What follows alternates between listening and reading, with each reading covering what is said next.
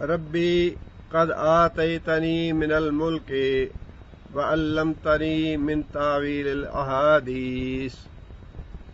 پچھلی آیتوں میں جو مضمون چلا آ رہا ہے وہ یہ ہے کہ یوسف علیہ السلام کے بھائی اور والدین کنعان سے مصر میں پہنچتے ہیں، اور یوسف علیہ السلام کے پاس جب آتے ہیں تو یوسف علیہ السلام اپنے والدین کو تخت پر اپنے ساتھ بٹھاتے ہیں، اور ان کے بھائی بھی اور والدین یوسف علیہ السلام کو جھک کے سلام کرتے ہیں۔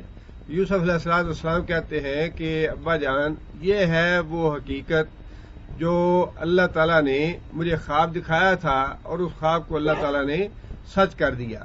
اب اسی کے ساتھ ہی یہ گفتگو اس حضرت یوسف علیہ السلام ہی کی ہے، جو اس آیت میں اللہ تعالیٰ نے بات ارشاد فرمائی کہ یوسف علیہ السلام نے والدین کے اور اپنے بھائیوں کے اپنے آگے سامنے جھکنے کے بعد کسی تکبر کا یا فخر کا یا غرور کا اظہار نہیں کیا، بلکہ بہت ہی انکسار اور عاجزی اختیار کرتے ہوئے اللہ تعالیٰ سے اللہ تعالیٰ کے احسانات اور انعامات کا اعتراف کیا، اور اس کے بعد جو دعا مانگی، بڑی قیمتی دعا ہے، بڑی اہم دعا ہے۔ اس میں 4 حصے ہیں اس آیت کے، اور 4 بڑے ہی اہم مضمون ہیں اس دعا میں۔ ہر مسلمان کو وہ دعا یاد بھی کرنی چاہیے اور ہر وقت مسلسل مانگتے بھی رہنا چاہیے۔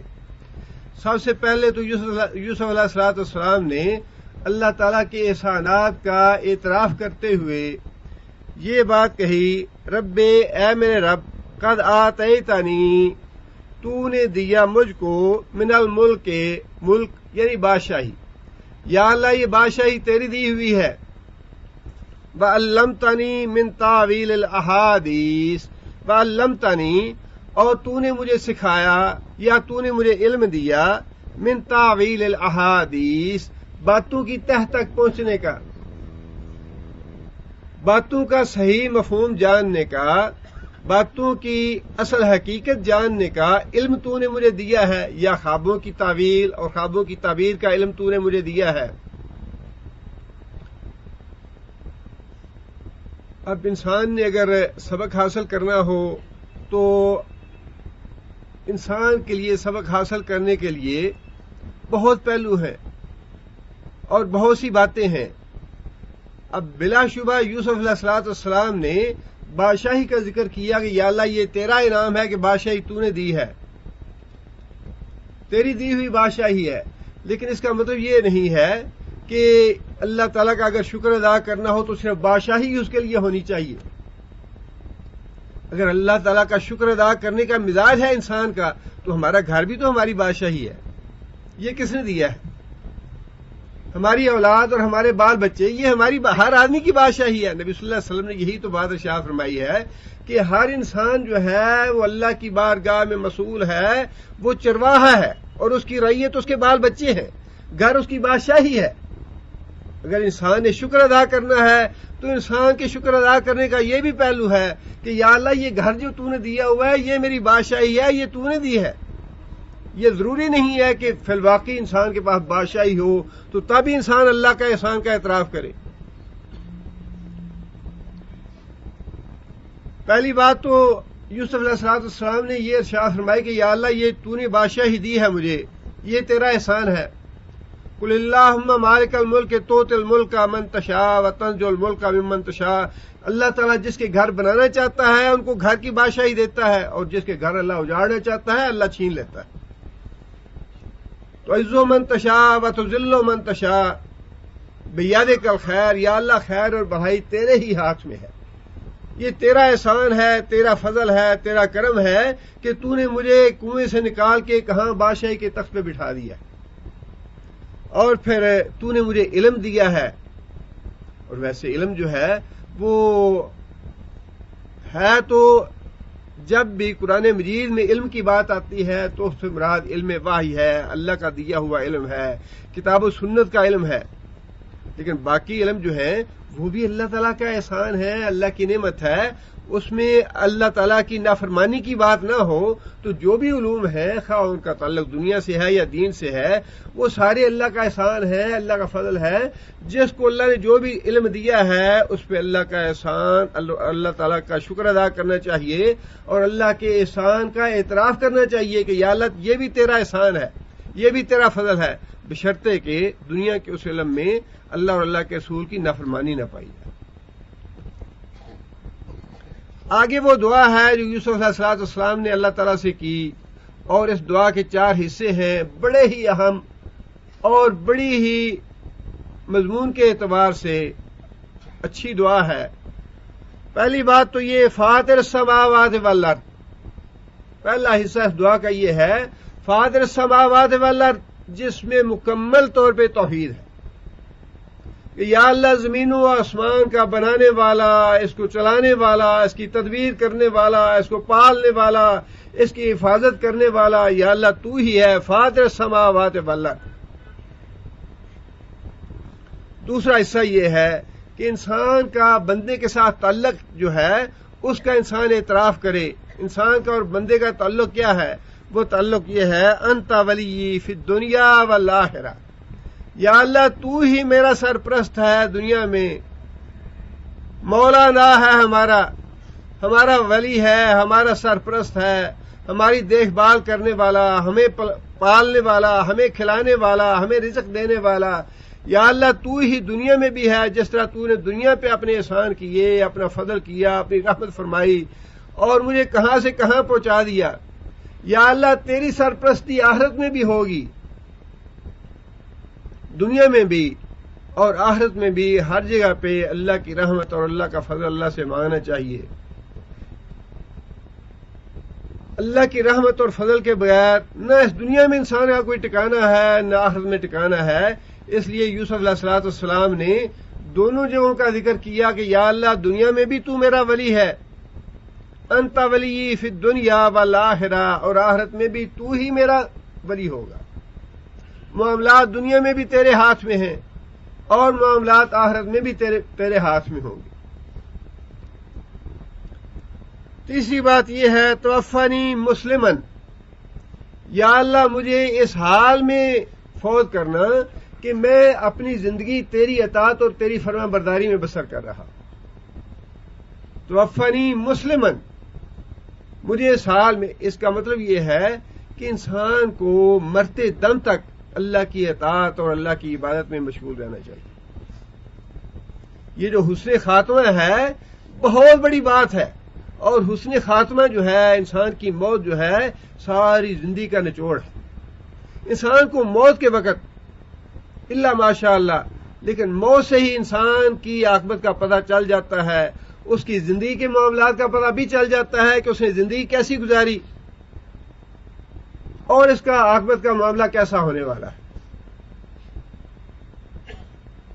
اس لیے انبیاء نے بھی اس بات کی دعا اللہ سے مانگی کہ یا اللہ اس دنیا سے جاتے ہوئے ہمارا ایمان قائم رہے. حضرت سفیان ثوری یا کوئی دوسرے بزرگ تھے، ان کی موت کا وقت آیا، لوگ ان کی عیادت کے لیے گئے، دیکھا کہ مسلسل رو رہے ہیں. پوچھا کیا بات ہے کہ آپ اپنے گناہوں کی وجہ سے رو رہے ہیں، گناہوں کے ڈر سے رو رہے ہیں؟ کہنے لگے واللہ مجھے اپنے گناہوں کا قطعاً ڈر نہیں ہے، اس لیے کہ اللہ بڑا غفور رحیم ہے، لیکن مجھے اس بات کا ڈر ہے کہ میں جب اس دنیا سے رخصت ہوں تو میرا ایمان نہ چھین لیا جائے، میں کہیں ایمان کے بغیر نہ اس دنیا سے چلا جاؤں. اور تو اور حضرت ابو ہریرہ رضی اللہ تعالیٰ عنہ جیسا شخص جس نے ساری زندگی نبی صلی اللہ علیہ وسلم کی خدمت میں گزار دی، نبی صلی اللہ علیہ وسلم کے پاؤں میں گزار دی، اور نبی صلی اللہ علیہ وسلم کی حدیثیں کثرت سے بیان کی، جتنا بھی علم دنیا میں پھیلا اس کا ایک وافر حصہ، اس کا اجر و ثواب جو ہے حضرت ابو ہریرہ رضی اللہ تعالیٰ عنہ کے نامہ اعمال میں ہے. لیکن جب فوت ہونے لگے تو اس بات سے بہت زیادہ خوفزدہ تھے. کہنے لگے کہ میں اس وقت ایک ایسے ٹیلے پہ بیٹھا ہوں جس سے دو راستے جاتے ہیں، ایک جہنم کو جاتا ہے، ایک جنت کو جاتا ہے، اور مجھے پتا نہیں کہ میں کون سے راستے پہ جانے والا ہوں۔ یہ جو حسن خاتمہ ہے، اور علماء نے سوء خاتمہ اور حسن خاتمہ کی دو علامتیں لکھی ہیں۔ بس نبی صلی اللہ علیہ وسلم سے یہ بات مروی ہے، نبی صلی اللہ علیہ وسلم نے فرمایا کہ جس آدمی کی زبان پہ موت کے وقت لا الہ الا اللہ ہوگا وہ انشاءاللہ جنت میں جائے گا۔ جس آدمی کی زبان پہ مرتے وقت لا الہ الا اللہ ہوگا وہ جنت میں جائے گا۔ اور دوسری حدیث میں یوں ہے کہ صحابہ کرام نے نبی صلی اللہ علیہ وسلم سے پوچھا، یا رسول اللہ سب سے زیادہ خوش قسمت آدمی کون ہے، خوش نصیب آدمی کون ہے؟ فرمایا سب سے زیادہ خوش نصیب آدمی وہ ہے جو اس دنیا میں اس حال سے جائے کہ جب رخصت ہو تو اس کی زبان پہ اللہ کا ذکر ہو، اللہ سے اتنا گہرا تعلق ہے کہ دنیا میں اور یہ جو اللہ کا ذکر ہونا موت کے وقت، یہ ذکر ہونا ایسے نہیں ہے کہ انسان یہ سوچ لے یا ارادہ کر لے یا نیت کر لے اچھا ہی جب میں مروں گا تو کلمہ زبان پہ پھر میرا آ جائے گا۔ یہ بڑا مشکل کام ہے۔ اس کے لیے تو بڑے بڑے جو خود نبی صلی اللہ علیہ وسلم نے دعا سکھلائی کہ اللہ سے دعا مانگو کہ مرتے وقت مجھے شیطان اچک نہ لے۔ اللہم انی اعوذ بک من ان یتخبطنی الشیطان عند الموت، کہ شیطان جو ہے وہ مرتے وقت بھی انسان پہ حملہ آور ہوتا ہے، اور وہ چاہتا ہے کہ کسی نہ کسی طریقے سے انسان کی زبان سے کوئی ایسا کلمہ نکلوا دے کہ انسان سیدھا جہنم میں چلا جائے۔ امام ذہبی نے ایک واقعہ لکھا ہے اپنی کتاب میں، ایک بزرگ تھے، ان پہ جب مرض الموت آئی تو لوگوں نے ان کے پاس بیٹھ کے کلمہ پڑھنا شروع کیا، جیسا کہ نبی صلی اللہ علیہ وسلم نے ہدایت فرمائی ہے کہ جو آدمی مرنے کے قریب ہو اس کے پاس بیٹھ کے کلمہ پڑھو تاکہ اس کو بھی رغبت ہو، اس کی زبان سے بھی کلمہ نکلے۔ ان کے پاس جب بیٹھ کے کلمہ پڑھنے لگے لوگ تو ان کی زبان سے یہ نکلے لا عبد اللہ، لوگ جو ہیں وہ کلمہ پڑھیں لا الہ الا اللہ محمد رسول اللہ، لیکن وہ بڑے بزرگ اور متقی آدمی، بڑے پرہیزگار آدمی، ساری زندگی اللہ کے رسول کی اطاعت میں گزاری ہوئی، وہ کہیں لا عبد اللہ، نہیں کبھی نہیں۔ اللہ کا کرنا ایسا ہوا کہ اس مرض سے اللہ نے ان کو شفا دے دی۔ لوگوں نے پوچھا کہ جب ہم آپ کے پاس بیٹھ کے کلمہ پڑھ رہے تھے تو آپ کی زبان سے کلمہ نہیں نکلا بلکہ آپ کی زبان سے بار بار لا عبد اللہ نکلتا رہا، اس کی کیا وجہ ہے؟ انہوں نے کہا کہ جب مجھ پہ مرض تھی، مرض کا غلبہ تھا، تو میرے ایک طرف میرے باپ کی شکل کا ایک آدمی کھڑا تھا جو مجھے یہ ترغیب دلا رہا تھا کہ اسلام سے یہودیت اچھا مذہب ہے، یہودی بن جاؤ، اور میرے بائیں طرف میری ماں کی شکل کی ایک عورت تھی جو مجھے یہ ترغیب دلا رہی تھی اور یہ کہہ رہی تھی کہ اسلام سے عیسائیت اچھا مذہب ہے، عیسائی بن جاؤ، اور میں انہیں بار بار یہ کہہ رہا تھا لا عبد اللہ، نہیں ہرگز نہ میں یہودی بنوں گا نہ عیسائی بنوں گا، میں مسلمان بن کے مروں گا۔ یہ ہے وہ چیز جس کے بارے میں، اور یہ دعا تو انسان کو اپنی دعاؤں کا حصہ ہر وقت نماز کے بعد یہ مانگنی چاہیے، اللہم انی اعوذ بک ان یتخبطنی الشیطان عند الموت، یا اللہ میں تیری پناہ مانگتا ہوں اس بات سے کہ شیطان موت کے وقت مجھے اچک لے۔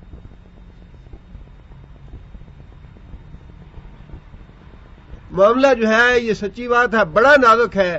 خود نبی صلی اللہ علیہ وسلم نے یہ بات ارشاد فرمائی کہ ایک آدمی ساری زندگی جنتیوں والے اعمال کرتا رہتا ہے، لیکن کہیں نہ کہیں کوئی نہ کوئی کسر یا خامی ایسی ہوتی ہے جس کی وجہ سے جب موت اس کے وقت قریب ہوتا ہے، موت قریب آتی ہے تو اس سے کوئی نہ کوئی جہنمیوں والا عمل ہوتا ایسا سرزد ہو جاتا ہے کہ وہ جنت کے راستے سے جہنم کے راستے میں پڑ جاتا ہے۔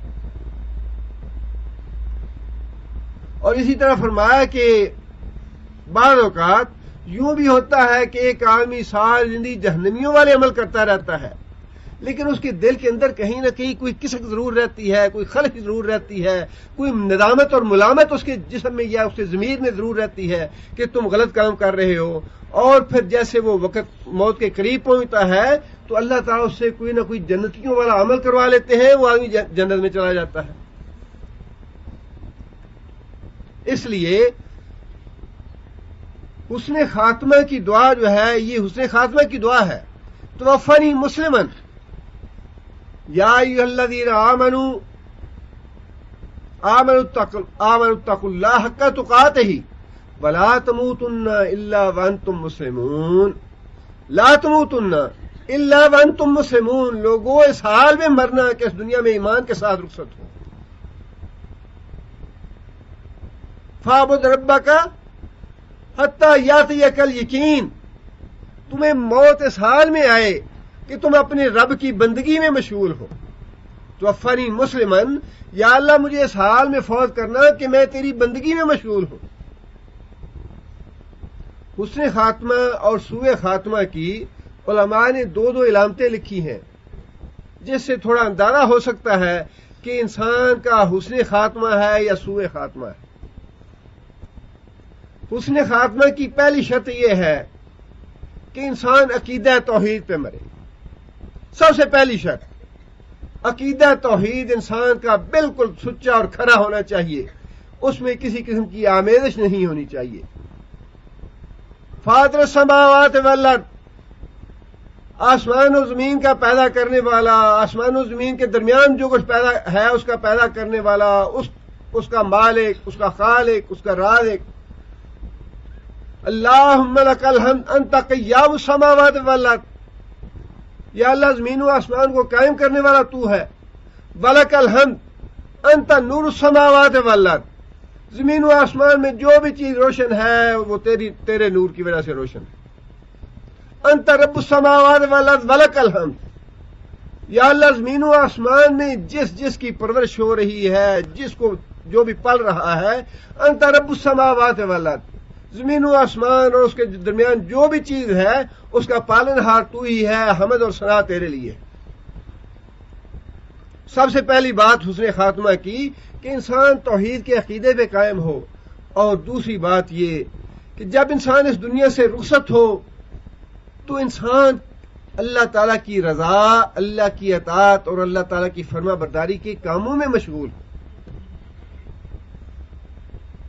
اللہ کی رضا والے کاموں میں، اللہ کی اطاعت اور اللہ کی فرما برداری والے کاموں میں مشغول ہو. جب اس دنیا سے رخصت ہو کسی مسجد کی خدمت کر رہا ہے، کسی مدرسے کی خدمت کر رہا ہے، دین کا کوئی اور کام کر رہا ہے، کوئی بیواؤں کی خدمت کر رہا ہے، کوئی جہاد کر رہا ہے، کوئی مجاہدین کی خدمت کر رہا ہے، کوئی بیماروں کی خدمت کر رہا ہے، کوئی ایسا کام جس سے اللہ راضی ہو. یہ ہے حسن خاتمہ کی نشانی. اور سوء خاتمہ کی نشانی یہ ہے کہ انسان کا وہی پہلی بات کہ اس کا عقیدہ صاف نہ ہو، اس کے عقیدے میں شرک کی آمیزش ہو، سوء خاتمہ کی علامت ہے. اور دوسری علامت یہ ہے کہ انسان اس حال میں مرے کہ اللہ کی ناراضگی والے، اللہ کے غصے والے کسی کام میں مبتلا ہو. یہ سوء خاتمہ کی علامت ہے. اور یوسف علیہ السلام نے اللہ تعالیٰ سے یہ دعا مانگی کہ یا اللہ مجھے اس حال میں فوت کرنا کہ میں تیری بندگی میں اور تیری اطاعت میں مشغول ہوں. توفنی مسلمن. اور چوتھی بات یہ والحقنی بالصالحین.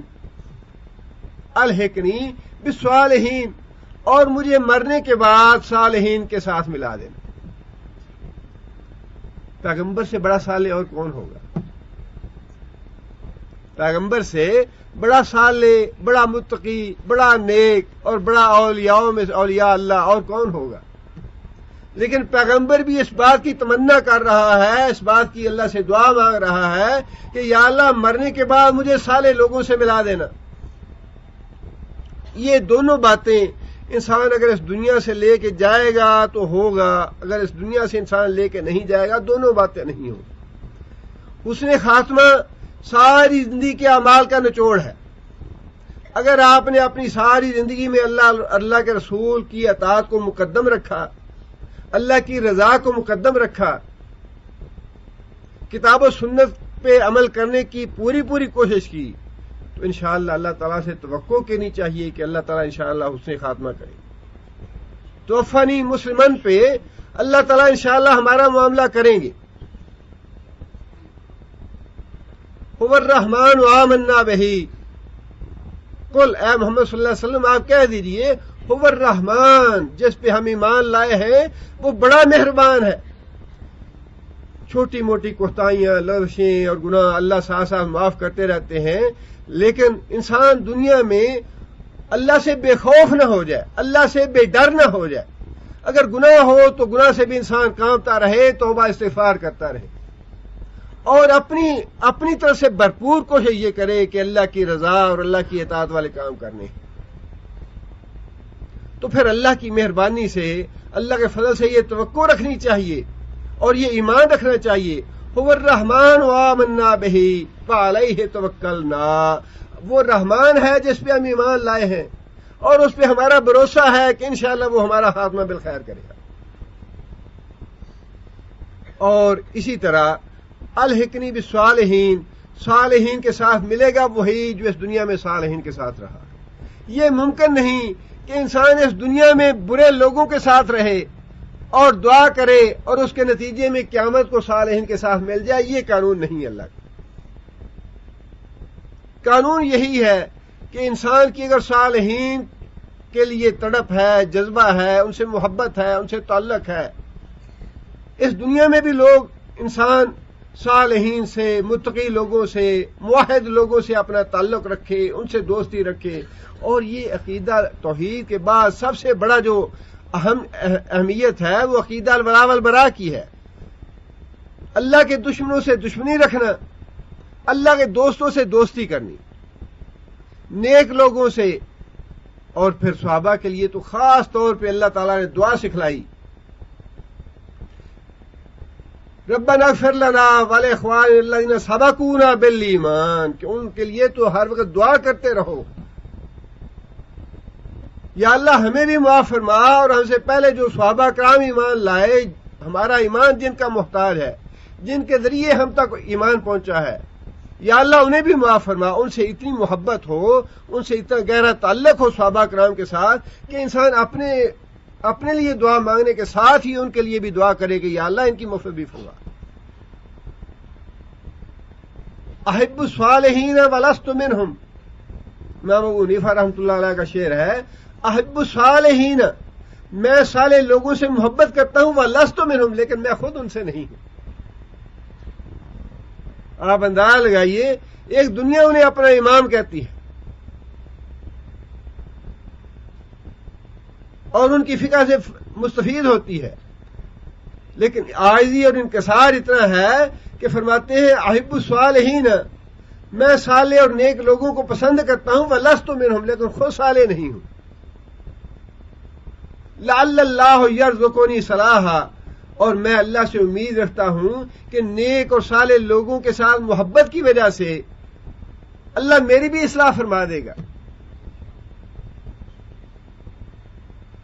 یہ بالکل وہی بات ہے. حضرت انس رضی اللہ تعالیٰ فرماتے ہیں، ایک آدمی نے پوچھا یا رسول اللہ قیامت کب آئے گی؟ فرمایا تو نے قیامت کی کیا تیاری کی ہے؟ اس آدمی نے کہا یا رسول اللہ تیاری تو کچھ نہیں ہے، بس تیاری ایک ہی ہے، اللہ اور اس کے رسول سے محبت کرتا ہوں. نبی صلی اللہ علیہ وسلم نے فرمایا کہ انت مع من احببت، تو قیامت کے دن اسی کے ساتھ ہوگا جس کے ساتھ تو محبت کرتا ہے. حضرت انس کہتے ہیں کہ ایمان لانے کے بعد، دائرہ اسلام میں داخل ہونے کے بعد ہمیں جتنی خوشی نبی صلی اللہ علیہ وسلم کی اس بات سے ہوئی کسی اور بات سے نہیں ہوئی کہ قیامت کے دن آدمی اس کے ساتھ ہوگا جس کے ساتھ اس کو محبت ہوگی. اور پھر یہی حضرت انس کہتے ہیں کہ واللہ میرے اعمال تو عمر اور ابو بکر جیسے نہیں ہیں، لیکن یہ بات پکی ہے کہ میں ابو بکر اور عمر سے محبت کرتا ہوں. کم از کم ہمارے اگر اعمال ایسے نہ ہوں، محبت کرنے میں کیا خرچ آتا ہے؟ یہ محبت جو ہے انسان کی نیت اور ارادہ اور انسان کے ضمیر کی بات ہے. ہر انسان اتنا تو کر سکتا ہے کہ میں عمر اور ابو بکر سے محبت کرتا ہوں. میری محبت جو ہے وہ خاص ہے اللہ کے لیے، اللہ کے رسول کے لیے، اور ان لوگوں کے لیے جنہوں نے اللہ اور اللہ کے رسول کے ساتھ محبت کی۔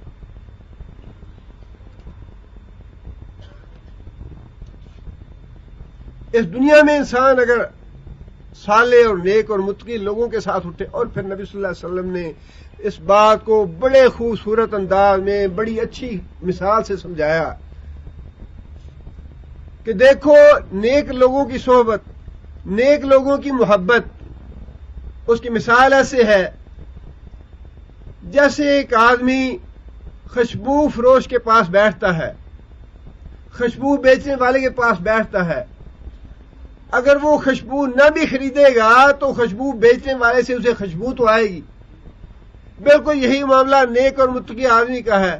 نیک اور متقی صالح آدمی کے پاس بیٹھو گے تو کم از کم وہ اللہ کے رسول کی کوئی بات سنائے گا تمہیں، کوئی دین کی بات کرے گا، کوئی مسئلے کی بات کرے گا، اس کو بھی فائدہ ہوگا، تمہیں بھی فائدہ ہوگا۔ اور فرمایا کہ برے دوست کی مثال ایسی ہے جیسے انسان لوہار کی بھٹی کے پاس جا کے بیٹھ جائے، اگر آگ کا چنگارا نہ بھی گرے اس کے کپڑوں پہ تب بھی بھٹی کا دھواں تو اس کی ناک میں ضرور پہنچے گا۔ برے آدمی کے پاس بیٹھیں گے، گالی گلوچ کرے گا، جھوٹ بولے گا، غیبت کرے گا، کسی کی بری بات کہے گا، کوئی گناہ کی بات کہے گا، کوئی اور برائی کی ترغیب دلائے گا، شیطانی باتیں کہے گا، انسان کا نقصان ہوگا۔ فرمایا کہ نیک لوگوں کے ساتھ بیٹھنا دین کے اعتبار سے، دنیا کے اعتبار سے، اور پھر نبی صلی اللہ علیہ وسلم نے بڑے واضح الفاظ میں یہ بات ارشاد فرمائی، لا تصاحب الا مومنا، اگر واقعی تم مومن ہو، واقعی مسلمان ہو، لا تصاحب، کسی کو دوست نہ بنا، الا مومنا، مگر مومن آدمی کو۔ مومن آدمی تمہارے ساتھ ہوگا تب ہی اس کی تمہارے ساتھ مخلص ہوگا، تمہاری ہمدردی کرے گا۔ اگر تمہارے گھر میں بھی جائے گا تمہارے گھر میں نقب اور چوری نہیں کرے گا، نہ نظر کی چوری کرے گا، نہ کانوں کی چوری کرے گا، نہ زبان سے، نہ کسی اور طریقے سے۔ متقی آدمی تمہارا گھر کے اندر بھی تمہارے ساتھ مخلص ہے، تمہارے گھر کے اندر بھی تمہارے ساتھ وہ ہمدردی کرنے والا ہے، گھر سے باہر ہوگے تب بھی تمہاری ہمدردی کرنے والا ہوگا، تب بھی تمہارے ساتھ مخلص ہوگا۔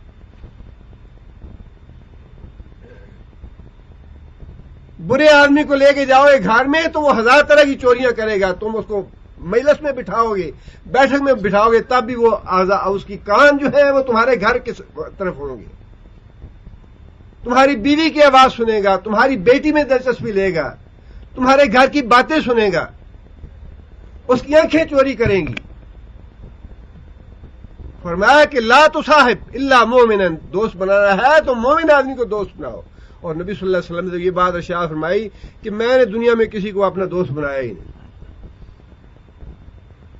اگر میں دوست بنانے والا ہوتا تو ابو بکر کے مجھ پہ اتنے احسان تھے کہ میں ابو بکر کو دوست بناتا، لیکن میں اب اللہ کو دوست بنا چکا ہوں، اللہ کو دوست بنانے کے بعد میں نے کسی کو دوست نہیں بنایا۔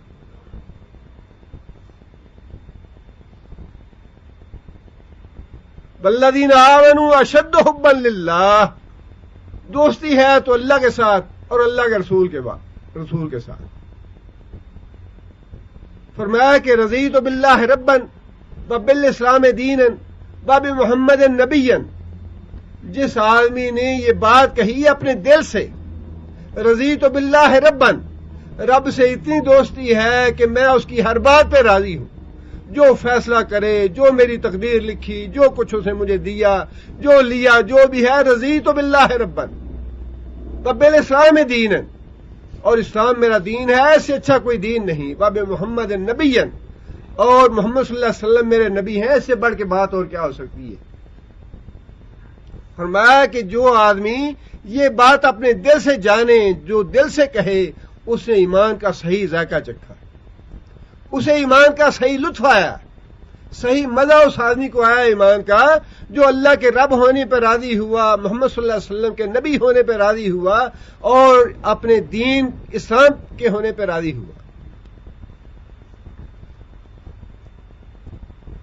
اس لیے یہ دعا تو ہمیں بھی مانگنی چاہیے کہ یا اللہ تیری توحید پہ بھی ہمارا ایمان ہے، یا اللہ تو ہی ہمارا ولی ہے، دنیا میں بھی، برزخ میں بھی اور آخرت میں بھی، تیرا رحم ہوگا، تیرا فضل ہوگا تو اس دنیا میں بھی دنیا اطمینان سے اور سکون سے، حیات طیبہ جو ہے اللہ بسر کرواتے ہیں، اور اللہ اپنے بندوں کو حیات طیبہ بسر کراتے ہیں۔ ہم دیکھتے ہیں کہ فلاں آدمی بڑی تکلیف میں ہے، بڑی مصیبت میں ہے، بڑے رنج میں ہے، آپ اسے پوچھیں کہے گا نہیں جی نہیں، مجھے تو کوئی تکلیف آئی ہی نہیں۔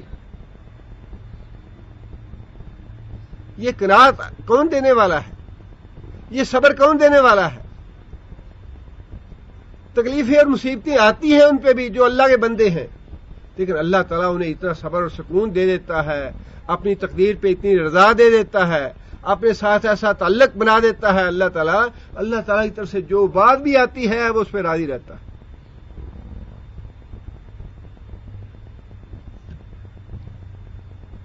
کل پرسوں میں نے ایک واقعہ پڑھا، اللہ تعالیٰ معاف کرے، سوء خاتمہ سے۔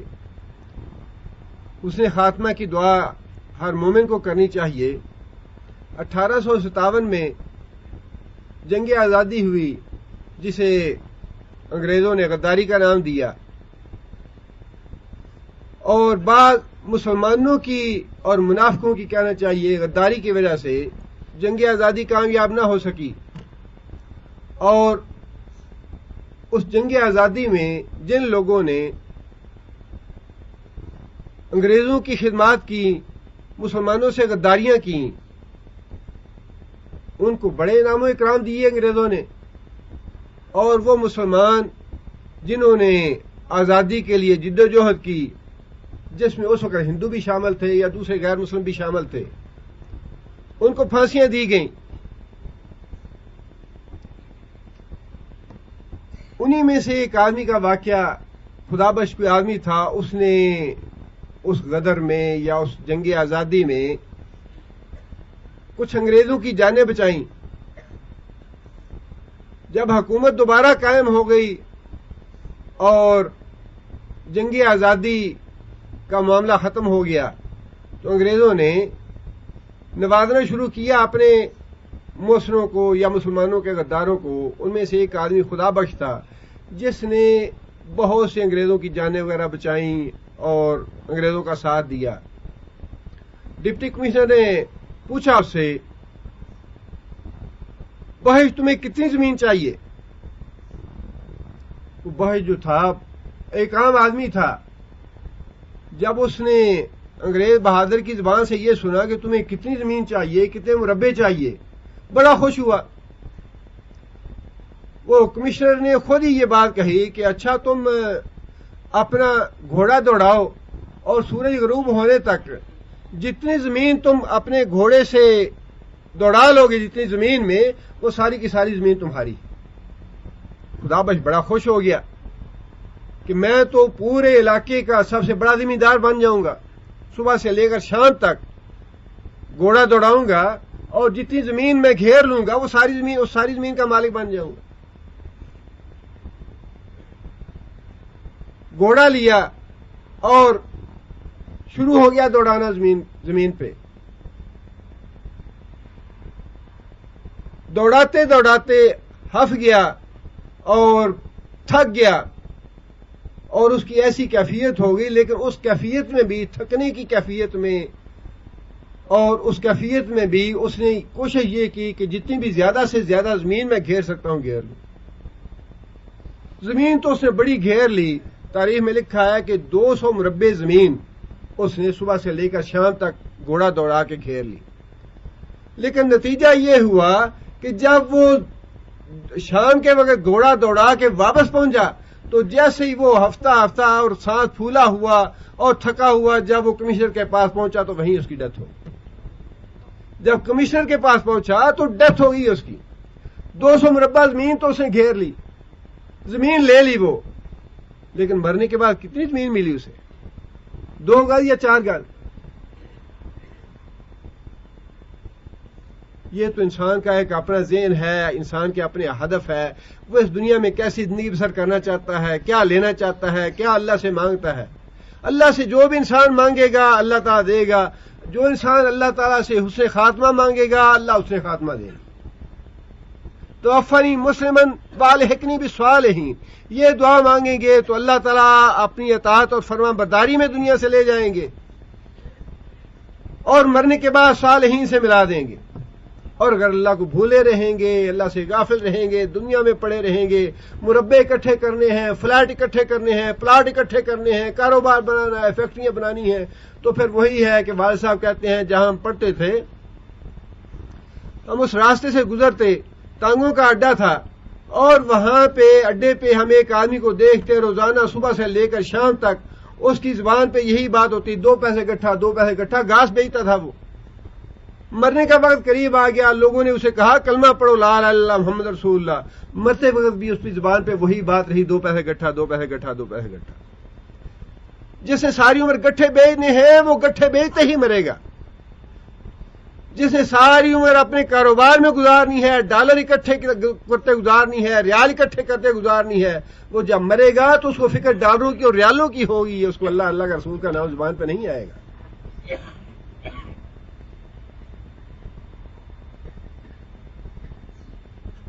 اللہ کا فضل اور اللہ کی رحمت ہونی چاہیے.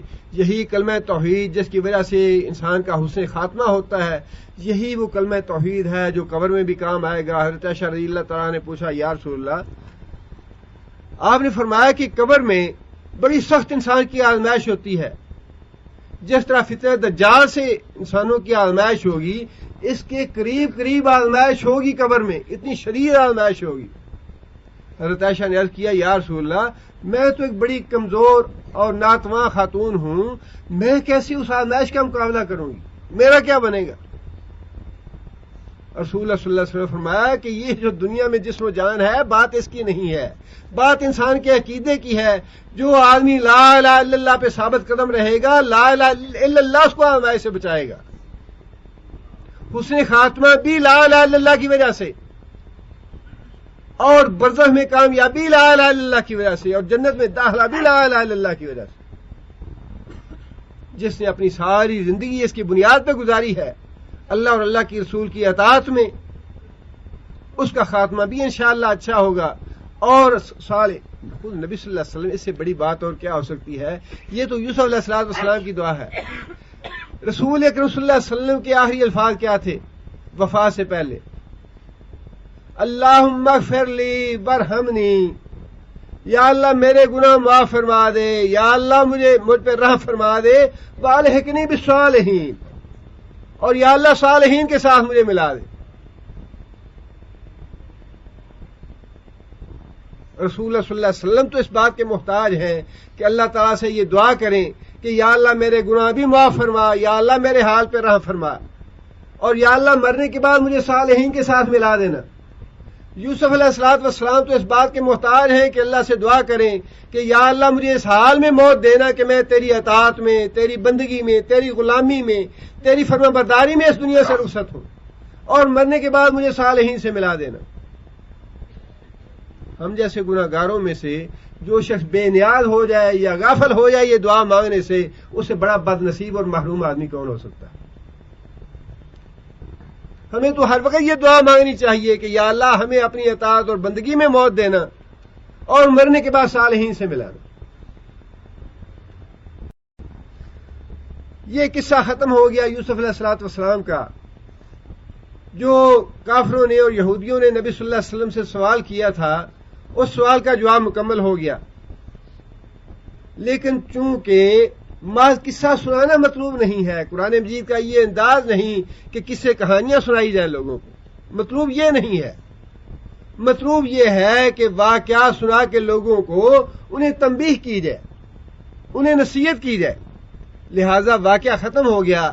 واقعہ ختم ہونے کے بعد کفار کے بعد اعتراضات کا جواب دیا گیا, اور کچھ تنبیہ کی گئی اور کچھ نصیحتیں کی گئیں آخری آیات میں.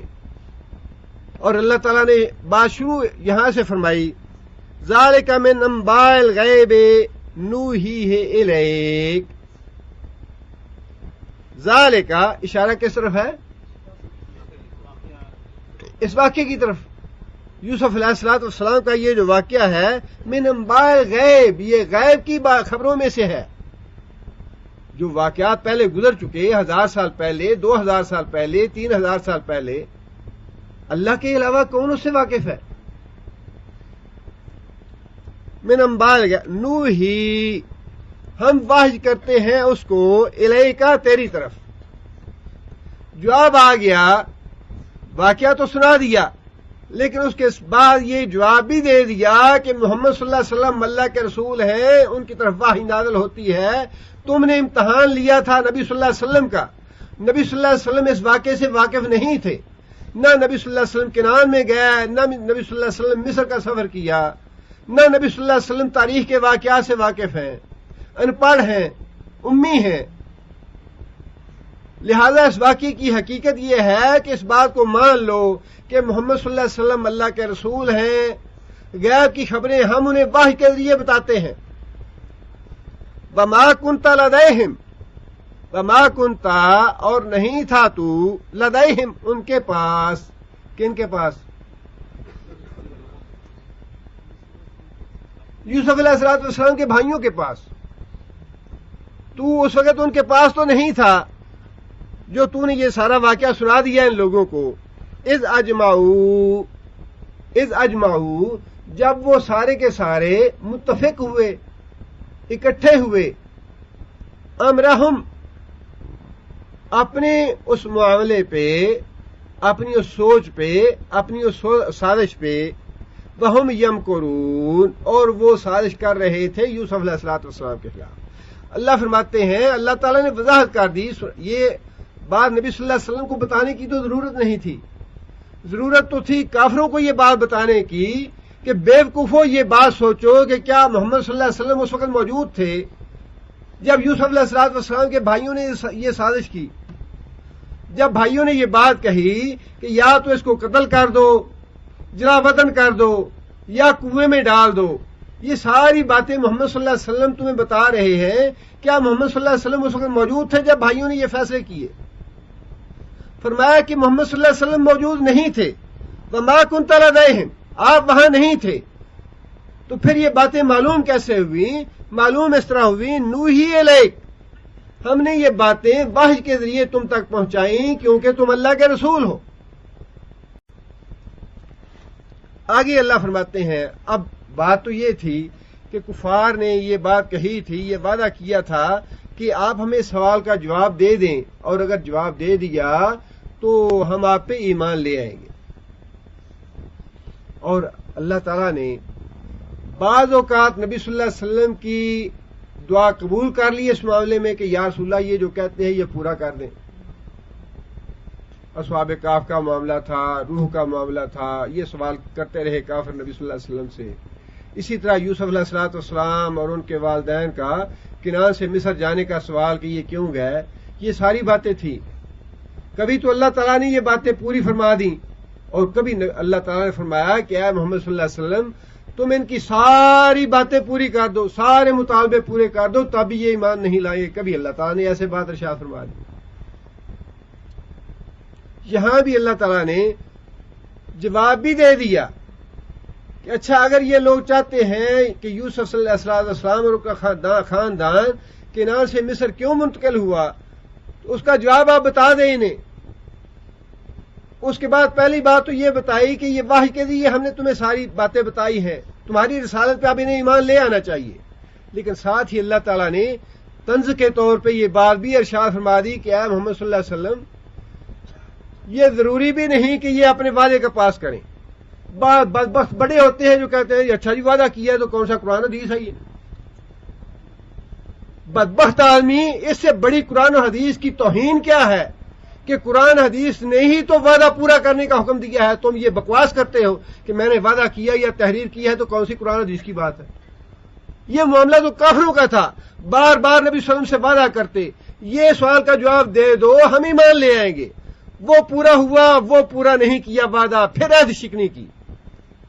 پھر نبی صلی اللہ علیہ وسلم سے وعدہ کرتے کہ اچھا یا رسول اے محمد صلی اللہ علیہ وسلم اس سوال کا جواب دے دو ہم ایمان لے آئیں گے. پھر وہ عہد شکنی کرتے اس پہ. یہی معاملہ بنی اسرائیل کا تھا. بنی اسرائیل کے جرائم میں سے اللہ نے ایک جرم یہ گنوایا ان کا کہ یہ عہد شکن قوم ہے, وعدہ کرتے ہیں وعدے سے پھر جاتے ہیں.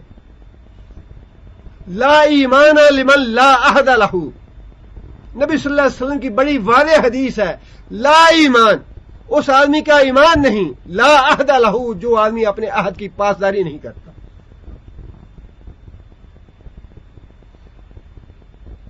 اللہ کے رسول نے تو بات تو ایمان کی ہے، یہ ساری بے ایمانی کی باتیں ہیں، یہ ساری کافروں والی اور یہودیوں والی باتیں ہیں کہ وعدہ کیا ہے، قرآن حدیث کی بات تو نہیں ہے۔ قرآن حدیث پہ تم کون سا عمل کرتے ہو؟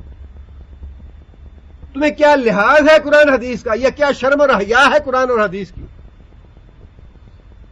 اور تمہیں کیا معلوم ہے قرآن حدیث ہوتا کیا ہے؟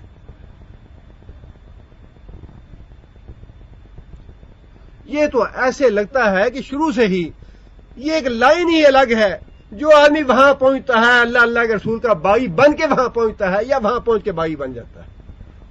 اللہ اللہ کے رسول کے جو اطاعت گزار اور فرما بردار ہیں قرآن حدیث والے، ان کی لائن ہی الگ ہے، وہ اس راستے پہ جاتے ہی نہیں، وہ قریب ہی نہیں پھٹکتے ان باتوں کی۔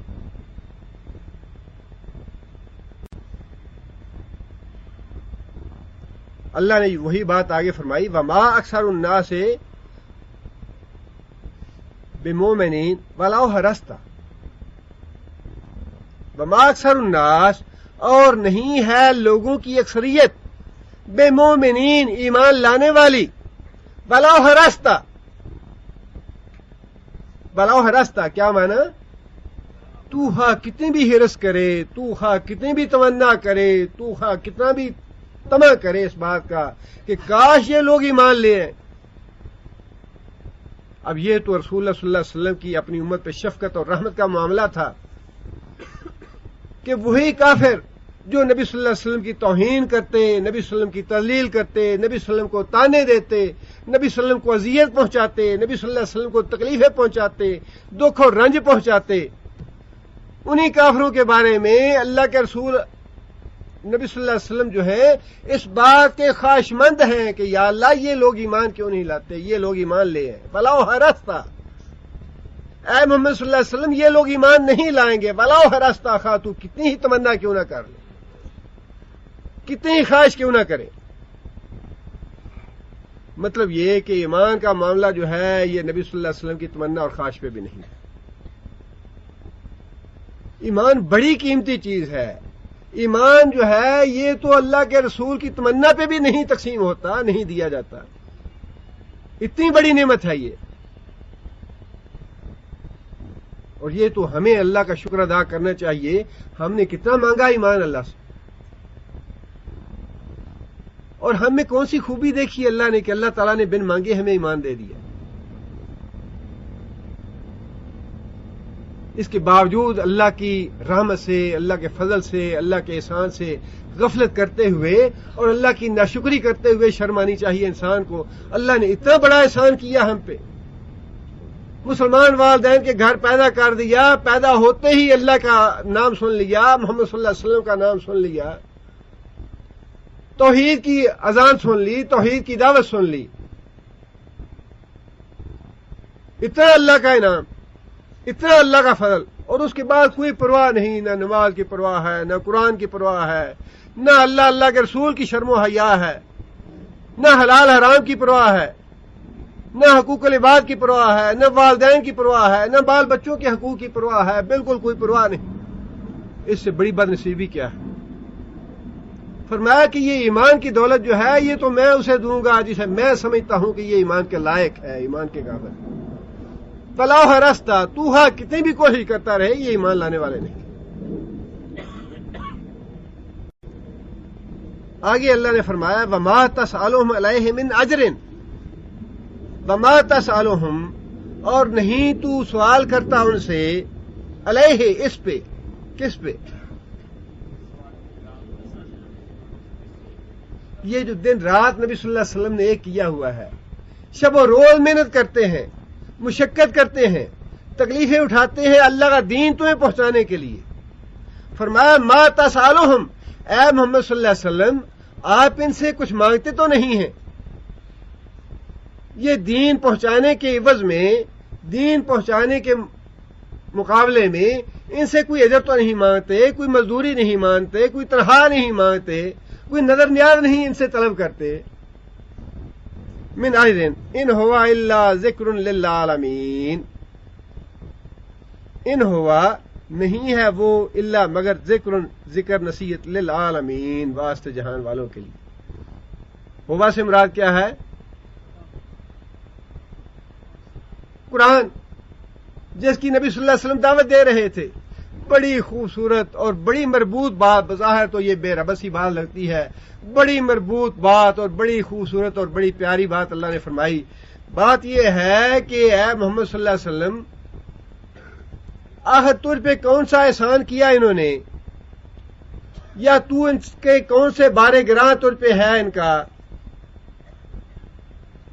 یا تو ان سے کچھ مانگتا ہے، اجر طلب کرتا ہے، مزدوری مانگتا ہے۔ اے محمد صلی اللہ علیہ وسلم، نہیں مانتے نہ مانے، ایمان نہیں لاتے نہ لائیں، جائیں جہنم میں۔ یہ قرآن تو پوری دنیا والوں کے لیے نصیحت ہے، جن کا نصیب میں ہوگا 1400 سال کے بعد بھی اس پہ ایمان لے آئیں گے، ہزاروں سال بعد لوگ اس پہ ایمان لائیں گے۔ یہ نہیں مانتے نہ مانے۔ اللہ کو کسی کی پرواہ نہیں ہے، نہ نبی صلی اللہ علیہ وسلم کے چچا کی پرواہ ہے، نہ سادات خاندان کی پرواہ ہے۔ سادات خاندان نبی صلی اللہ علیہ وسلم کے خاندان سے بڑا کون سا ہوگا؟ انہیں جی سادات خاندان کو تو 7 سلامے ہیں، حضرت صاحب ہیں، سید صاحب ہیں، جی ان کے کام میں کوئی نہ کوئی حکمت ہے، ہمیں سمجھ نہیں آتی۔ ایسا عقل پہ پردہ پڑا ہوا ہے، ایسی آنکھیں اندھی ہوئی ہیں کہ اتنی سمجھ نہیں آتی کہ اللہ تعالیٰ کو تو نبی صلی اللہ علیہ وسلم کے خاندان کی پرواہ نہیں ہے۔ سادات خاندان کیا ہوا؟ وہاں تو بات ہے ایمان کی۔ ایمان لانے والا حبشے سے آتا ہے تو نبی صلی اللہ علیہ وسلم کے گھر کا آدمی ہے، ایمان لانے والا ایران سے آتا ہے، فارس سے آتا ہے تو نبی صلی اللہ علیہ وسلم فرماتے ہیں کہ تم میرے گھر کے آدمی ہو۔ اور ایمان چچا نہیں لاتا، چچے کے بیٹے نہیں لاتے۔ فرمایا یا اللہ اپنے شیروں میں سے ایک شیر اس پہ مسلط کر دے، اپنے کتوں میں سے ایک کتا مسلط کر دے اس پہ، چچا ہے یا بھتیجا۔ وَكَأَيٍّ مِّنْ آيَةٍ فِي السَّمَاوَاتِ وَالْأَرْضِ يَمُرُّونَ عَلَيْهَا وَهُمْ عَنْهَا مُعْرِضُونَ۔ اور کتنی ہی نشانیاں ہیں فی السماوات، آسمانوں میں، والارض اور زمین میں، یمرون یہ گزرتے ہیں، علیہا اوپر ان نشانیوں کے، وہم اور وہ انہا معرضون اس سے اعراض کیے ہوئے ہیں، اس پر توجہ نہیں کرتے۔ اس کے ساتھ ہی اللہ تعالیٰ نے یہ بات ارشاد فرمائی ہے، یہ آیت پچھلے درس میں ہم پڑھ چکے ہیں۔ اگلی آیت اللہ نے یہ ارشاد فرمائی، وَمَا يُؤْمِنُ أَكْثَرُهُم بِاللَّهِ إِلَّا وَهُمْ مُشْرِكُونَ۔ وَمَا يُؤْمِنُ اور نہیں ایمان لاتے، اکثرهم ان میں سے اکثر لوگ، باللہ ساتھ اللہ پہ، الا مگر وہم مشرکون کو شرک کرتے ہیں۔ ان دو آیتوں میں بڑا گہرا ربط ہے۔ پہلی آیت میں اللہ تعالیٰ نے یہ بات ارشاد فرمائی کہ لوگوں کی اکثریت ایسی ہے جو زمین و آسمان میں نشانیاں اللہ نے رکھی ہیں ان پہ غور نہیں کرتے۔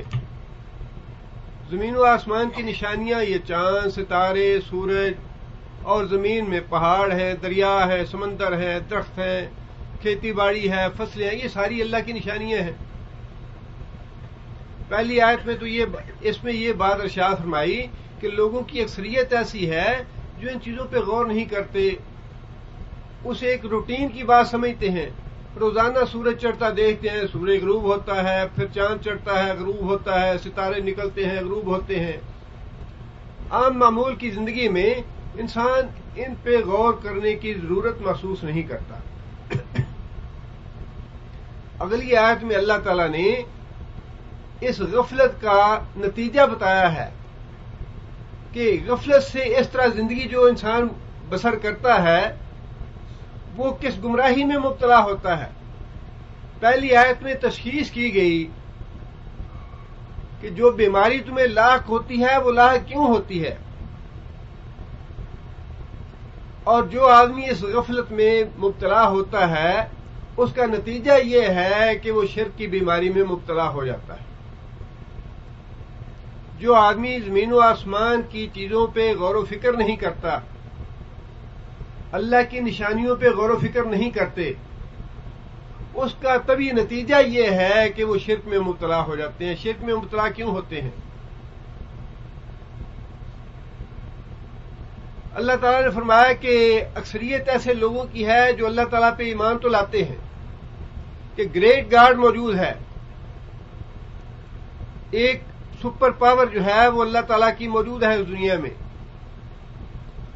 لیکن اس کے ساتھ ہی وہ اپنی پسندیدہ شخصیتوں یا ہستیوں کو فوت شدہ ہوں یا زندہ ہوں، جنوں میں سے ہوں، فرشتوں میں سے ہوں،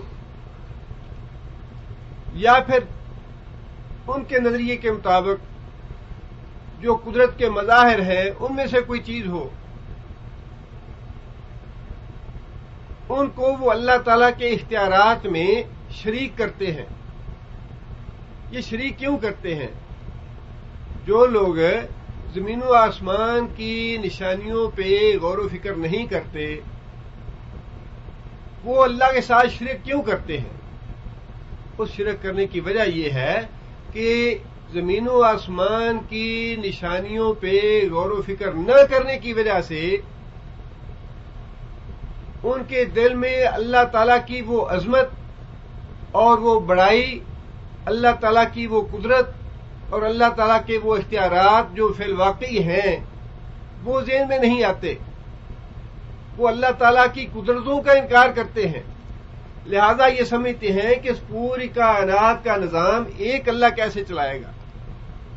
اس سارے نظام کو چلانے کے لیے کچھ کتب ہونے چاہیے، کچھ ابدال ہونے چاہیے، کچھ نقیب ہونے چاہیے، کچھ اور اللہ تعالیٰ کے معاون ہونے چاہیے۔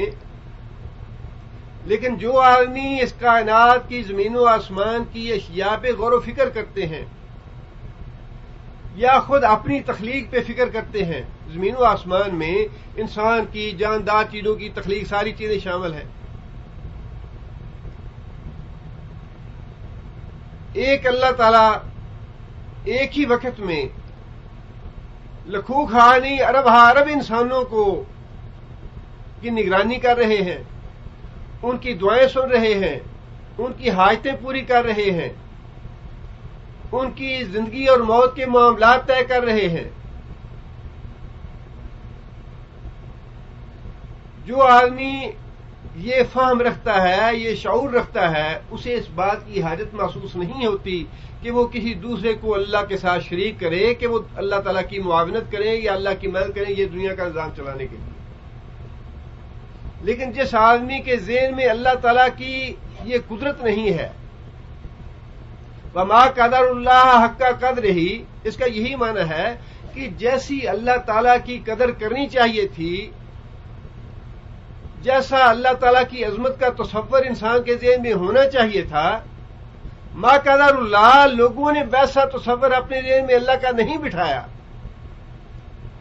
لوگ یہ سمجھتے ہیں کہ اللہ تعالیٰ شریکوں کا محتاج ہے اس دنیا کے نظام کو چلانے کے لیے، اور صوفیاء نے تو باقاعدہ ایک متوازی نظام قائم کر رکھا ہے، یا ان کا عقیدہ یہ ہے کہ پوری دنیا میں اللہ کی معاونت کرنے کے لیے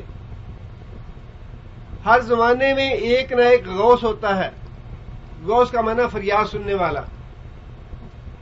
اور پھر دنیا کے چار کونے ہیں، چاروں کونوں میں ہر زمانے میں ایک نہ ایک کتب ہوتا ہے، چار کتب ہوتے ہیں، ایک غوث ہوتا ہے، اور ہر زمانے میں 7 ابدال ہوتے ہیں، اور پھر ہر بڑے شہر میں ایک نقیب ہوتا ہے، اور ان کا کام یہ ہے کہ یہ قضاء و قدر کے اللہ تعالیٰ کے فیصلوں پہ نگاہ رکھتے ہیں۔ یہ ہے وہ بگاڑ، یہیں سے شرک کا سلسلہ شروع ہو جاتا ہے کہ جو آدمی یہ سمجھتا ہے کہ کتب اور ابدال اور غوث جو ہیں یہ اللہ تعالیٰ کی مدد کرنے کے لیے ہر زمانے میں موجود رہتے ہیں، اللہ کی مدد کرتے ہیں اور زمین و آسمان کے معاملات کی تدبیر میں شریک ہوتے ہیں اللہ کے، یہیں سے شرک کا فتنہ جو ہے وہ شروع ہو جاتا ہے۔ اس لیے اللہ تعالیٰ نے یہ دونوں آیتیں ایک ساتھ بیان فرمائی ہیں کہ وہ لوگ جو زمین و آسمان کی نشانیوں پہ غور نہیں کرتے، آسمان سے بارش برسانے والی ذات بھی اللہ اور روکنے والی بھی اللہ، غلہ زمین سے اگانے والی بھی اللہ اور قحط پیدا کرنے والی ذات بھی اللہ ہے، خسوف کا مالک بھی اللہ ہے، کسوف کا مالک بھی اللہ ہے، ستاروں کا مالک بھی اللہ ہے، چاند کا مالک بھی اللہ ہے، سورج کا مالک بھی اللہ ہے، اور یہ ساری چیزیں یدبر الامر من السماء الی الارض، زمین سے لے کر آسمان تک جتنے بھی معاملات ہیں، جتنی بھی چیزیں ہیں، ان سب کی تدبیر کرنے والی ذات ایک اللہ ہے. اس کی تدبیر میں اور اس نظام کو چلانے میں کسی دوسرے کا دخل نہیں ہے. لیکن فرمایا کہ وہ لوگ جو زمین و آسمان کی آیات پہ، نشانیوں پہ غور و فکر نہیں کرتے، اللہ کی قدرتوں کو پہچانتے نہیں، وہ اللہ کی قدرتوں کے منکر ہیں کہ اللہ یہ سارا نظام آج خود چلا سکتا ہے. اس ساری کائنات کی تدبیر کرنے والی ذات صرف ایک اللہ ہے. انہیں اس بات میں مشکل پیش آتی ہے کہ ایک اللہ ہی ساری کائنات کا نظام کیسے چلا رہا ہے، لہذا وہ اللہ کے ساتھ دوسروں کو شریک کرتے ہیں اللہ پہ ایمان لانے کے باوجود. اور یہی بات اللہ تعالیٰ نے فرمائی کہ زمین و آسمان کی چیزوں کو یہ دیکھتے ہیں، ان پہ گزر ہوتا ہے ان کا، لیکن ان پہ غور و فکر نہیں کرتے. اور اس کا طبعی نتیجہ یہ ہے کہ اللہ پہ ایمان لانے کے باوجود یہ شرک کی بیماری میں مبتلا ہو جاتے ہیں. شرک سے بچتے وہی ہیں جو اللہ تعالیٰ کی قدرت کاملہ پہ ایمان رکھتے ہیں کہ اللہ تعالیٰ ہر کام پہ قدرت رکھتا ہے. زمین و آسمان کا نظام وہی چلا رہا ہے، بندوں کی زندگی اور موت کے اختیارات اسی کے پاس ہیں، روزی کے، اولاد کے، جینے کے، مرنے کے، جو کچھ بھی ہے وہ سب کچھ اللہ کے ہاتھ میں ہے. اور اللہ اس بات پہ پوری طرح قادر ہے کہ ارب انسان جو پہلے اس دنیا سے جا چکے، مر چکے، جو موجود ہیں، جو آنے والے ہیں، ان سارے لوگوں کے معاملات پہ اللہ تعالیٰ کا قبضہ ہے، قدرت ہے، اختیار ہے، اور اللہ ان سب کو چلا سکتا ہے، یہ چلاتا ہے. جس آدمی کا یہ عقیدہ ہے وہ اللہ کے ساتھ کسی دوسرے کو شریک نہیں کرے گا. لیکن جو اللہ کو کمزور سمجھتا ہے یا اللہ تعالیٰ کی قدرتوں کا صحیح تصور نہیں ہے اس کے ذہن میں، وہ آدمی اللہ کے ساتھ دوسروں کو شریک کرے گا. لہذا اللہ تعالیٰ نے فرمایا کہ جو لوگ زمین و آسمان کی نشانیوں پہ غور و فکر نہیں کرتے، وہ اللہ پہ ایمان لانے کے باوجود اللہ کے ساتھ شریک ٹھہراتے ہیں لوگوں. اب دیکھیے بات تو بڑی سیدھی سی ہے، اس میں وہ غیر مسلم بھی شامل ہیں جو اللہ پہ ایمان رکھتے ہیں اور اس کے باوجود اللہ کے ساتھ شریک کرتے ہیں دوسروں کو.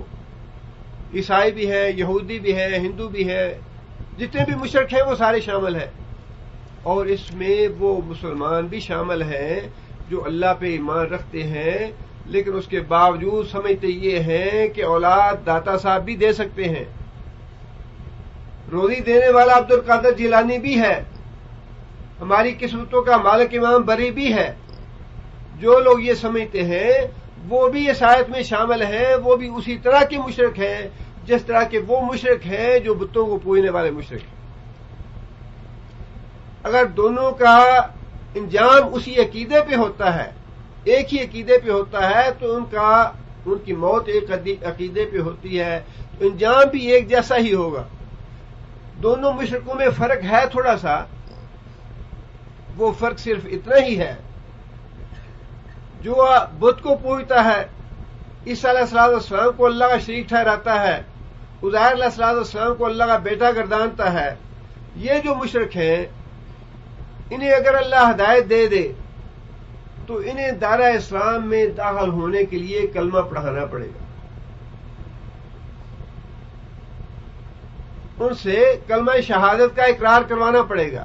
لیکن وہ مسلمان جو پہلے سے کلمہ بھی پڑھ رہا ہے، قرآن بھی پڑھتا ہے، نماز بھی پڑھتا ہے، روزے بھی رکھتا ہے، آخرت پہ ایمان بھی رکھتا ہے، نبی صلی اللہ علیہ وسلم کی رسالت پہ یقین ہے، جنت اور جہنم پہ اس کا ایمان ہے، اس کو اتنا بینیفٹ ہے کہ اگر اس کو اللہ ہدایت دے دے، وہ قبروں پہ نظریں نیالیں چڑھانا چھوڑ دیں، شرک والے کام چھوڑ دے، کسی سے اولاد مانگنا، کسی سے رزق مانگنا، کسی سے صحت مانگنا، زندہ ہو یا مردہ ہو اس سے چھوڑ دے، تو اس کو دوبارہ کلمہ پڑھا کے دائرہ اسلام میں داخل کرنے کی ضرورت نہیں ہے.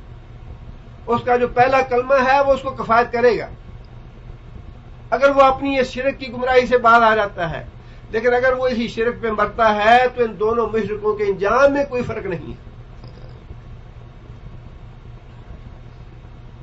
اور مفسرین نے اس بات کی بڑی وضاحت کی ہے اپنی تفسیروں میں تاکہ کسی کو اس بات کا کوئی غلط فہمی یا دھوکہ نہ رہے کہ یہ تو کلمہ پڑھنے والے ہیں، اللہ پہ ایمان لانے والے ہیں، روزہ نماز کرنے والے ہیں، یہ کیسے اس طرح کے مشرک ہو گئے؟ ان کے انجام میں قطعاً کوئی فرق نہیں ہوگا۔ جو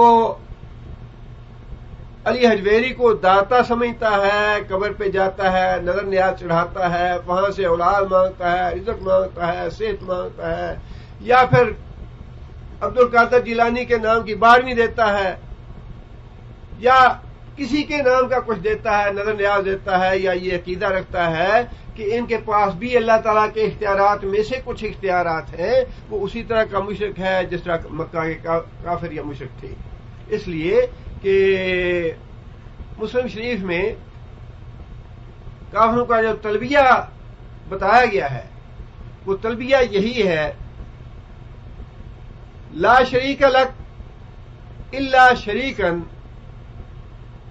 تیرا کوئی شریک نہیں لیکن ایک تیرا شریک ہے، تملکہ، جس کو تو نے اختیار دیا، جس کو تو نے اختیار دیا، وما ملک، اس کا اپنا کوئی اختیار نہیں ہے۔ یہ بالکل وہی عقیدہ ہے جو آج کے مشرک کہتے ہیں نہیں جی نہیں، ان کے اپنے پاس کچھ نہیں ہے، اللہ نے دیا ہے انہیں۔ یہی بات مشرک مکہ کہتے تھے کہ تملکہ، کہ یا اللہ تیرا شریک اور کوئی نہیں ہے سوائے اس کے، تملکہ، جس کو تو نے اختیار دیا، وما ملک، حالانکہ اس کا اپنا کوئی اختیار نہیں۔ بالکل یہ وہی عقیدہ ہے۔ لہذا کلمہ پڑھنے والا اور کلمہ نہ پڑھنے والا، اس میں معمولی سا یہ فرق ہے، اس کے علاوہ کوئی شرک نہیں، کوئی فرق نہیں ہے۔ آگے پھر اللہ تعالیٰ نے یہ بات ارشاد فرمائی، افا امنوا ان تاتیہم، یوسف علیہ السلام کا واقعہ تو ختم ہو گیا۔ اب اس واقعے کے آخر میں کیونکہ وہ سوال تھا نبی صلی اللہ علیہ وسلم سے کہ بنی اسرائیل کنعان سے مصر میں کیسے پہنچے، اب ان کے سوال کا جواب تو مل گیا۔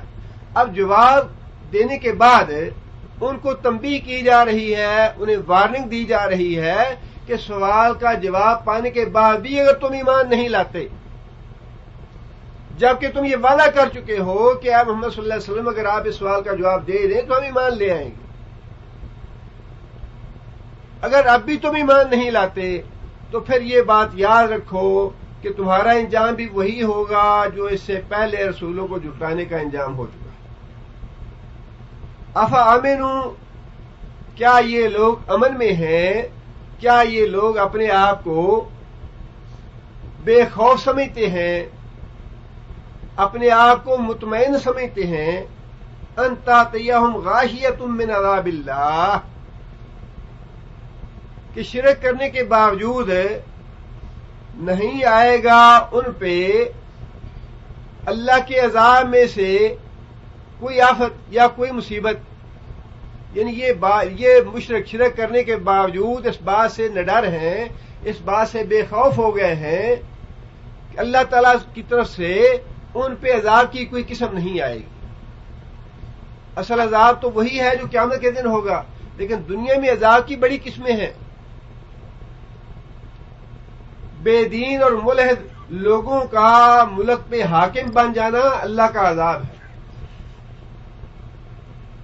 مہنگائی اللہ کا عذاب ہے، ملک کے اندر امن کا نہ ہونا اللہ کا عذاب ہے۔ یہ ساری مختلف قسمیں ہیں عذاب کی، اور اللہ نے یہی فرمایا کہ تم اگر شرک سے باز نہیں آؤ گے تو کیا تم نڈر ہو گئے ہو اللہ سے، بے خوف ہو گئے ہو اللہ سے، یا تم مطمئن ہو اس بات پہ کہ ہم پہ کوئی عذاب نہیں آئے گا اللہ کی طرف سے؟ اب یہ تو عذاب کی انتہا ہے کہ لوگ کھانے پینے کی چیزیں میسر نہ ہونے کی وجہ سے، فاقہ کشی کی وجہ سے خودکشی کرنے لگے، اور مشرک کا کام یہی ہے کہ وہ اس کے باوجود اسباب تلاش کرتا ہے، ہاں جی $10 ارب کی ہمیں امداد دے دو، ہمارے ملک کی معیشت ٹھیک ہو جائے گی۔ یہ ہے مشرک، اللہ کے عذاب آنے کے باوجود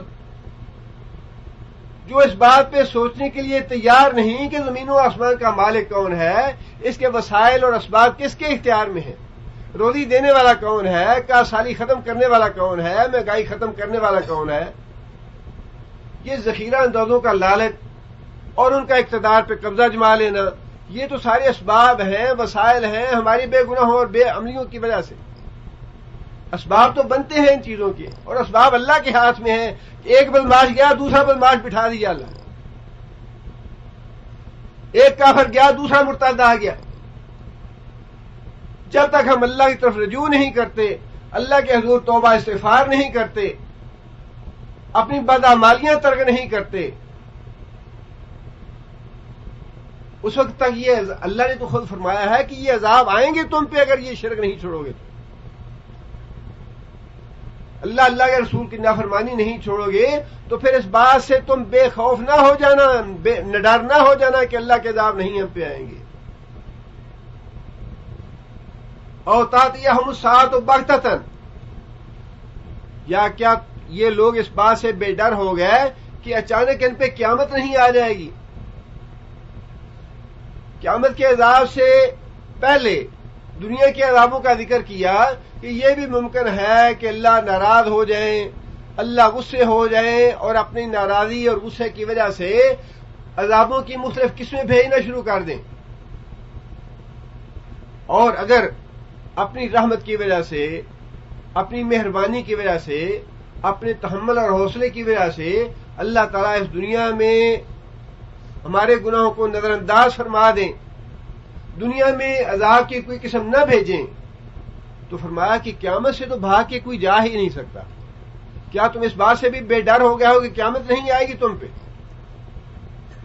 اور تم سے کوئی بات پرس نہیں ہوگی، تم سے کوئی پوچھا نہیں جائے گا، تم سے حساب کتاب نہیں لیا جائے گا؟ وَهُمْ لَا يَشْعُرُونَ، اور قیامت سال میں آئے گی کہ ان کو شعور بھی نہیں ہوگا، ان کی توجہ اسی بات کی طرف ہوگی زیادہ سے زیادہ ٹیکنالوجی حاصل کر لو، زیادہ سے زیادہ قرض مانگ لو، زیادہ سے زیادہ وسائل مہیا کرو۔ انسان انہی بھاگ دوڑ میں اور دنیا کے انہی کاموں میں مشغول ہوگا کہ اچانک قیامت آ جائے گی۔ اس آیت میں اللہ تعالیٰ نے جو مہلت دی ہے اس مہلت کی طرف توجہ دلائی ہے کہ جو میں نے مہلت تمہیں دی ہے عذاب بھیجنے سے پہلے یا قیامت کے آنے سے پہلے اس مہلت کو ضائع نہ کرو۔ وہ مہلت بڑا قیمتی وقت ہے، جب اللہ کی پکڑ آ جائے گی پھر مہلت نہیں ملے گی، جب موت آ جائے گی پھر مہلت نہیں ملے گی، جب اللہ کا عذاب آ جائے گا یا قیامت آ جائے گی پھر انسان چاہے گا تب بھی انسان کو وقت نہیں دیا جائے گا۔ لہذا فرمایا کہ یہ جو مہلت تمہیں دی گئی ہے اس مہلت کو غنیمت جانو، اور انسان کو اپنی موت کا تو کچھ پتہ نہیں ہے، اس کا کوئی وقت نہیں ہے، نہ بچپن کا ہے، نہ جوانی کا ہے، نہ بڑھاپے کا ہے۔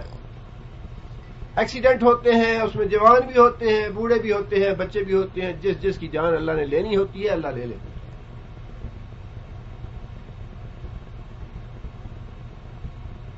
اس لیے انسان کو اس بات کا تو انتظار نہیں کرنا چاہیے۔ ہاں یہ بھی بڑی عمر پڑی ہے، عمر بڑی کچھ بھی نہیں ہے، یہ تو ایک لمحے کا انسان کو پتہ نہیں کب انسان چلا جائے۔ نبی صلی اللہ علیہ وسلم نے رفع حاجت فرمائی، حضرت انس رضی اللہ تعالیٰ عنہ پانی لے کے تھوڑے فاصلے پہ کھڑے تھے، نبی صلی اللہ علیہ وسلم نے رفع حاجت سے فارغ ہونے کے فوراً بعد وہیں بیٹھے بیٹھے تیمم فرما لیا۔ حضرت انس رضی اللہ تعالیٰ عنہ نے عرض کیا یا رسول اللہ پانی حاضر ہے، پانی موجود ہے، آپ تشریف لائیں، آ کے وضو کر لیں تیمم کی بجائے۔ نبی صلی اللہ علیہ وسلم نے فرمایا کہ انس تمہیں پتا ہے کہ پانی تک پہنچنے کی مہلت مجھے ملے گی، میں پانی تک پہنچ جاؤں گا۔ انسان کی زندگی کا معاملہ تو بالکل ایسا ہے، اس میں قطعاً کوئی مبالغے کی بات نہیں ہے۔ کتنے لوگ ایسے ہیں جو رات کو سوتے ہیں، صبح جگائیں تو ان کی روح پرواز کر گئی ہوتی ہے۔ آپ کہتے ہیں ہاں جی کل تو ٹیلی فون آیا تھا، میں نے بات کی اس سے، اچھے بھلے تھے، آج خبر آ گئی کہ چلے گیا دنیا سے۔ اس لیے اللہ نے فرمایا کہ مخاطب تو کفار مکہ ہیں یا یہود ہیں جنہوں نے سوال کیا تھا یہ لیکن مطلوب تو ہر آدمی کو یہ احساس دلانا ہے کہ اس زندگی میں جو تمہیں مہلت دی گئی ہے وہ بڑی ہی قیمتی مہلت ہے، اس کا ایک لمحہ بھی ضائع نہ کرو۔ اور قیامت کے دن تو یہ زندگی جو ہم سمجھتے ہیں بڑی لمبی زندگی ہے، 60 سال 70 سال 80 سال یا 90 سال کی زندگی، قیامت کے دن اللہ تعالیٰ پوچھیں گے قالوا کم لبثتم فی الارض عدد سنین، لوگوں بتاؤ کہ تم دنیا میں کتنے سال زندہ رہے؟ قالوا لبثنا یوما او بعض یوم، لوگ کہیں گے کہ یا اللہ لبثنا یوما او بعض یوم، یا اللہ ایک دن لگتا ہے یا دن کا ایک حصہ۔ فصل اللہ دین، اتنا یقین ہوگا اس بات پہ، اتنا یقین ہوگا پکا اس بات پہ کہ بس ایک دن یا ایک دن کا کچھ حصہ ہم رہے ہیں۔ یا اللہ جو ماہر شماریات ہیں آپ ان سے پوچھ لیجئے، اس سے زیادہ عرصہ ہم نہیں رہے دنیا میں۔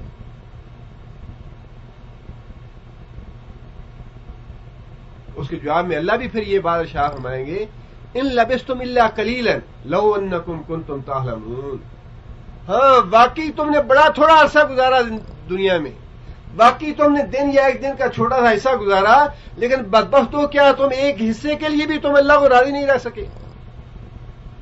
اتنے تم دنیا میں کھب گئے، اتنے تم دنیا میں جذب ہو گئے، اتنے تم دنیا میں مصروف ہو گئے، جی بڑی مصروفیت ہے ہمیں، آدھے دن کے لیے تم اللہ کو راضی نہیں رہ سکے۔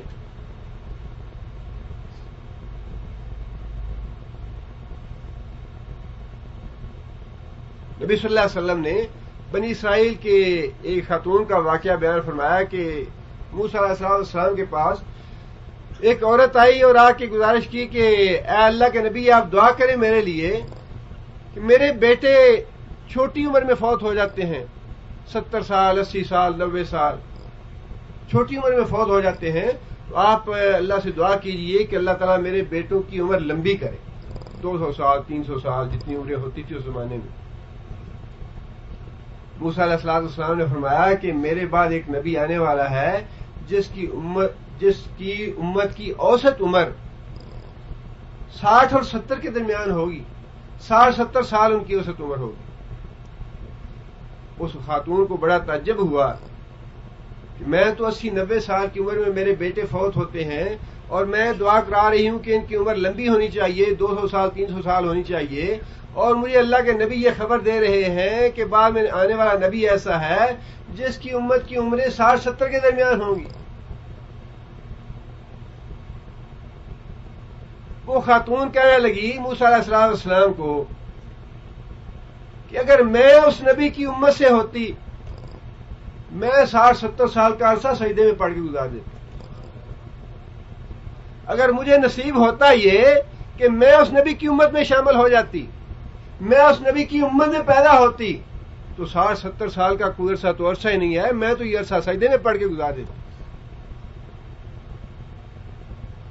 ہم سے تو وہ خاتون اچھی ہے جس نے عورت ہو کے کم از کم اپنی زبان سے یہ نیت تو ظاہر کر دی، ارادے کا ثواب تو لے لیا کہ میں 60-70 سال اللہ کے حضور سجدے میں پڑھ کے گزار دوں۔ اور ہمارے لیے تو 5 نمازیں بڑی مشکل ہیں، دن میں 5 سجدے ہی دینے اللہ کے حضور، وہ بڑا گراں گزرتا ہے۔ ہاں جی رات کو نیند نہیں آئی، بڑی گہری نیند پڑی ہوئی تھی، بڑے تھکے ہوئے ہیں، بڑی بھوک لگی ہے، ایسے ایسے بہانے ہیں، اللہ تعالیٰ معاف۔ اسی لیے اللہ تعالیٰ نے فرمایا کہ یہ نماز جو ہے یہ ان لوگوں کے لیے آسان ہے، انہا لکبیرۃ الا علی الخاشعین، نماز بڑی بھاری چیز ہے۔ سب سے پہلا رکن کلمے کے بعد اور سب سے واقعی بھاری چیز، 5 وقت آپ خود اندازہ کر لیجئے، آپ کسی ایک دن آپ اپنا خود احتساب کیجئے، کون آدمی 5 نمازیں تکبیر کے ساتھ پڑھتا ہے، تکبیر اللہ کے ساتھ؟ آج کل رمضان ہے، آج کل تو ویسے بھی الحمدللہ بڑی فضا ہے نیکی کی، تقوی کی، خیر کی، لیکن اس کے باوجود ذرا اندازہ لگائیے، پورا مہینہ نہ صحیح، ایک ہفتے کا اندازہ کر لیجئے یا ایک دن کا اندازہ کر لیجئے کہ ہم کتنی نمازیں اس طرح پڑھتے ہیں جس طرح نبی صلی اللہ علیہ وسلم نے فرمایا ہے کہ جو آدمی گھر سے اچھی طرح وضو کر کے جائے، مسجد میں جا کے جتنے نفل اس کے نصیب میں ہے وہ نفل پڑھے اور پھر نماز کا انتظار کرے، جماعت کے ساتھ نماز پڑھے، اس کے ایک ایک قدم پہ اس کو ایک نیکی ملتی ہے، اس کا ایک گناہ معاف ہوتا ہے، اور پھر جتنی دیر تک وہ نماز کا انتظار کرتا ہے فرشتے اس کے لیے دعا کرتے ہیں رحمت کی۔ آپ اندازہ خود اپنا میں بھی آپ بھی کہ ہم ایک دن میں کتنی نمازیں اس طرح سے نماز پڑھنے کا حق ادا کرتے ہیں، بھاگم بھاگ ہوتی ہے، اور بعض لوگوں کو یہ ہوتا ہے اچھا یہ سنتے پڑھنی ضروری ہے، فرض پڑھ لیے تو فارغ ہو گئے۔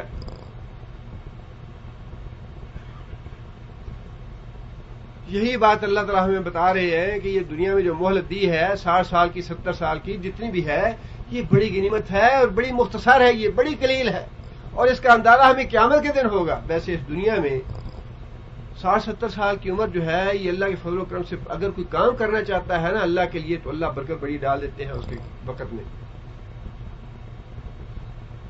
60-70 سال کی عمر میں اگر کوئی اللہ کے لیے کام کرنا چاہے، دین کا کوئی کام کرنا چاہے تو یہ عمر تھوڑی نہیں ہے، بڑی عمر ہے یہ۔ دیکھنا اتنی عمر ہم نے گزار دی، ایک چھوٹا سا کوئی بھی چھوٹا سا کام اپنے ذہن میں رکھ لیں، مثال کے طور پہ آپ یہ طے کر لیں یا ذہن میں بات بٹھا لیں کہ روزانہ میں نے قرآن مجید کی ایک آیت یاد کرنی ہے، یا قرآن مجید کی ایک آیت کا ترجمہ سیکھنا ہے، یا قرآن مجید کی ایک آیت کی تفسیر پڑھنی ہے۔ میں نے ایک آیت کا ترجمہ سیکھنے پہ یا تفسیر پڑھنے پہ یا اس کو حفظ کرنے پہ کتنا وقت لگے گا؟ 10 منٹ لگ جائیں گے، 15 منٹ لگ جائیں گے، آدھا گھنٹہ لگ جائے گا۔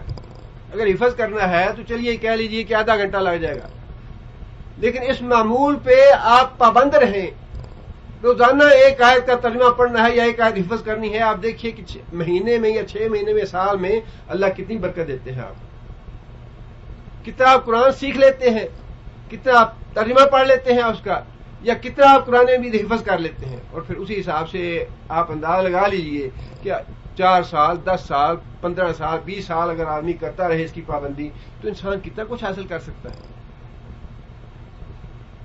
اسی لیے تو اللہ تعالیٰ فرمائے قیامت کے دن کہ 60-70 سال ٹھیک ہے، ایک دن یا دن کا حصہ ہی صحیح، لیکن اس کے باوجود افحسبتم انما اہلکناکم عبثا، کہ کیا تم نے یہ سمجھ رکھا تھا کہ دنیا میں اللہ نے ہمیں ڈور ڈنگر کر کے پیدا کیا ہے، ہمارا کوئی مقصد نہیں ہے؟ جس طرح اللہ تعالیٰ نے جانوروں کو پیدا کیا تھا، کتے اور بلی کو پیدا کیا تھا، ویسا ہی ہم نے انسان کو پیدا کیا۔ فرمایا نہیں، فتعالی اللہ الملک الحق، اللہ کی ذات تو بڑی پاک ہے، بڑی بالا تر ہے اس چیز سے کہ اللہ تعالیٰ اشرف المخلوقات کو ڈنگروں کی طرح بنائے، یا اس کا کوئی دنیا میں مقصد نہ ہو۔